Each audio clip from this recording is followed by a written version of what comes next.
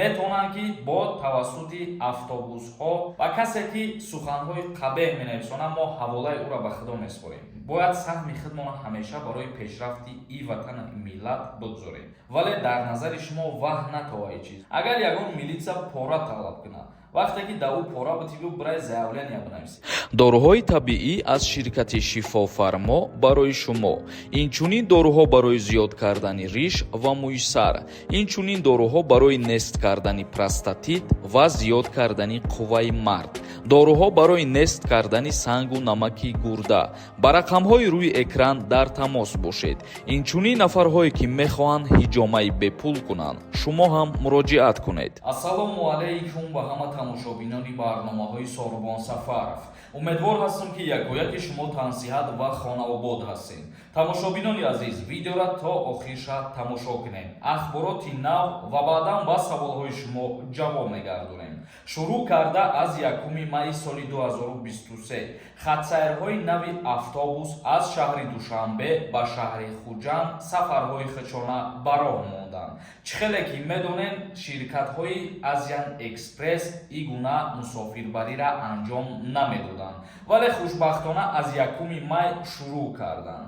ҳар рӯз соати 8:00 аз автовокзали шаҳри Душанбе оғоз мекунанд сафар кардана то автовокзали шаҳри Хуҷанд. нархи роҳгиро барои як нафар 85 сомона дар бар мегирад. худтон медонем ки бо тариқи автомобилҳои хурд нархи мусофиркашонӣ то 200-250 сум баробар аст. вале боз ҳастанд нафарҳое ки мехоҳанд миқдори пули кам битияна ба Хуҷанд сафар кунанд, метавонанд ки бо тавассути автобусҳо нақшаи хечона ба анҷом расонанд. ва гуфта мешавад ки ширкати Азия Экспресс 3 автобус барои мусофиркашонӣ аз шаҳри Душанбе ба Хуҷанд ҷудо кардагиаст. мисол мегирем, агар пагоҳ соати 8:00 аз Душанбе ба Хуҷанд сафар мекунад ва рӯзи дигараш соати 7:00 аз Хуҷанд ба шаҳри Душанбе мусофирора меёрад боз. ва вақти соати сафараш дар инҷа нависондагӣ нест, мумкин 7-8 соата дар бар бигирад, агар ки ба ҳузур бираванд. вале худтон медонед ки бо тариқи мошинои сабукрав 4-4.5 соата аз шаҳри Душанбе ба Хуҷанд мерасем. тамошобинони азиз, акнун мегзарем ба қисми хондани комментарияҳо. дар ҳаминҷа видеои призои конкурса мемонам, як бор тамошо кунед. аз ҳаматон хоҳиш, яктаи билет бихарем, гаптон надорем. ассалому алайкум ба ҳама нафарое ки ҳамин видеоро тамошо кардесен. шерои нар диден мошинотон дагиҷоанд. болои як адир омадем, гуфтем як бишинем камтарак суҳбат кунем. заъдно хостем ки дар ҳаминҷа мошинора як бор дига видеои нав кунем, нишонтон метем. нафарое ки мехоҳен ай конкурси ма билет харидорӣ кунен, нархи билет 250 рублай. ӯ қапули калон нестай, лекин призош призои дастоиниян. номерои ватсапе ки дар рӯи экран дидесен, дар ҳамин номерои ватсап картаи Сбербанк ҳам ҳастай. карта ба номи Мунис меброя. сумта мепартои чекта роӣ мекунӣ, билетитра ҷошда роӣ мекунанд. 75 дона приз дора конкурси ма. 5 та шоҳҷоизаш мошинай, 1 миллион рубли дигада конвертои пулӣ. ба ҳамин хотир шанси бурд кардани шумо бисёри бадай. билет харидана фаромӯш накунед.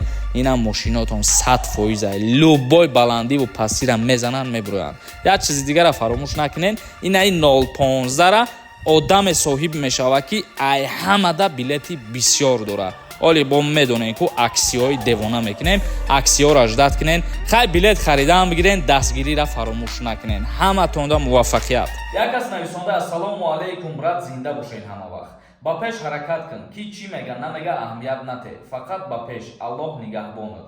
мо ба ҳеҷ гуна суханҳои қабеҳ аҳамият наметиҳем. агар ки аҳамият медодем, оли тӯли 5 сол видео кардан намешиштем дар ютуб. ва касе ки суханҳои қабеҳ менависонад, мо ҳаволаи ӯро ба худо меспорем. раҳматов нависонда: ассалому алайкум, Сорбон регистратсия аз муҳлаташ 3 ё 4 рӯз гузашта бошад. ватан рафтанда дар аэропорт ягон мушкилӣ намешавад. ман хоҳиш мекунам ки дар ҳамин бора савол нашава, бениҳоят хуб мешавад.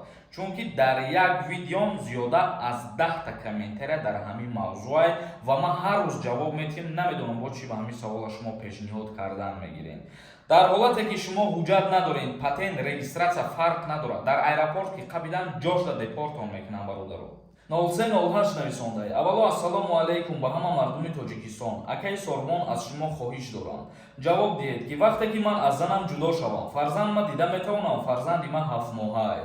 бале, ҳалномаи суд вақте ки меброя барои бекор кардани ЗАГС бо дар ҳамуҷа дар як пункти дигараш барои дидорбинӣ кардани фарзанд бо падар судя иҷозат метиҳад бо тариқи ҳалнома ва дар ҳолате ки ҳамсар фарзанда ба шумо агар нишон натиҳад, дар ин ҳолат метавонед ки рафта муроҷиат кунед, шикоят кунед аз болои ҳамсари худтон, чунки дар ягон ҳолат монеа намешавад ҳичӣ барои дидорбинӣ кардани фарзанд аз ҷониби падар. Боев нависонда: ассалому алайкум, созен хубен, як амаки ман яка писар мебошад ва дар Русия мебошад.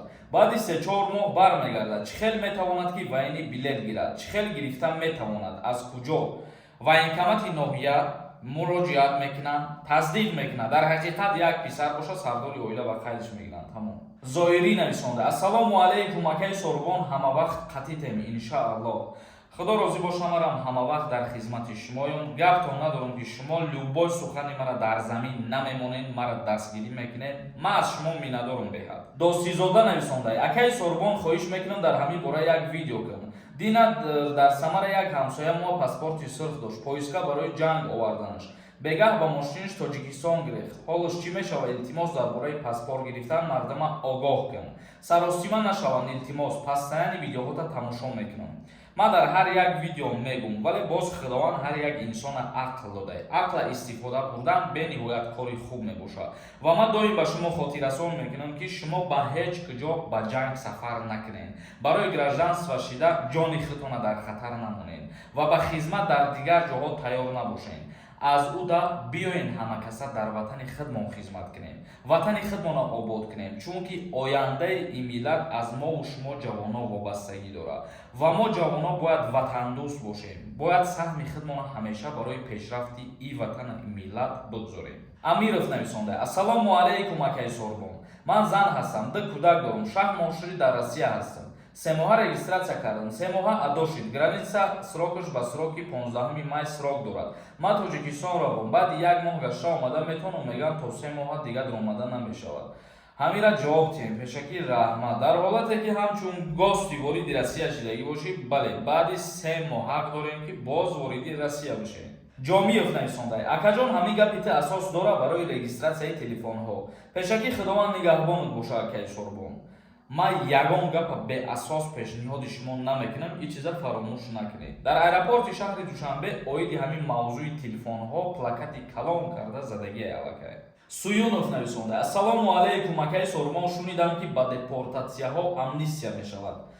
Ҷавоб медодем, пешакӣ раҳмат. Амнистия мешавад, вале маълум нест ки кай мешавад. Ёров нависонда: ассалому алайкум, ман як писар дорам ва ини билет чӣ хел гирам, пешакӣ миннатдорам. Яка писар ёки як писар дошта бошӣ, баъди ҳамсар гирифтанат, то ва ини билет гирифта наметавонӣ. вақте ки 2 кӯдак дор мешавӣ, ҳуҷҷат мегирӣ барои 2 кӯдак доштан. ҳасанов нависонда: ассалому алайкум, акаҷон, аблава буд чидай дар Тоҷикистон, брай мехапананд ё не, илтимос ҷавоб диҳ.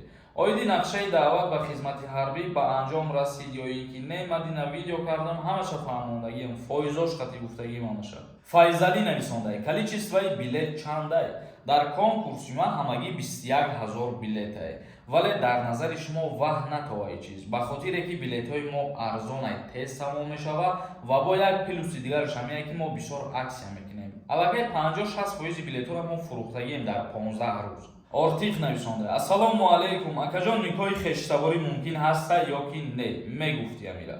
никоҳи хештавориро дар ҷумҳурии Тоҷикистон дар кодекси оилаи ҷумҳурии Тоҷикистон манъ кардагианд ва гуфта шудагӣ ҳаст дар як модда ки никоҳ байни хешовандони наздик қатъиян манъ мебошад, аз ҷумла духтари хола, духтари амакӣ, духтари тағоӣ ва дигар чизҳо. Аббос нависонда: ассалому алайкум, акаҷон, мегуфтӣ агар ягон милитсия пора талаб кунад, вақте ки да ӯ пора битибу брай заявления бинависӣ, ҳамура метавонанд ки суд кунанд.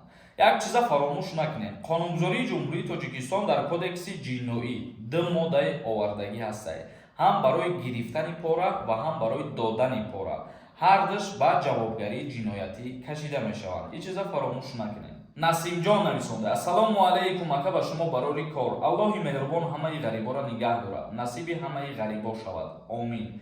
ҳар як призе ки дар конкурс мондагиам касе ки мезана оши ҷону шавад, насиби касе ки шавад ошу шавад бародарҷонам. тамошобинони азиз, видеоро ҷамъбаст мекунем то наворҳои оянда. Худованд ҳамаи мо шуморо нигаҳбон бошад. Render for us.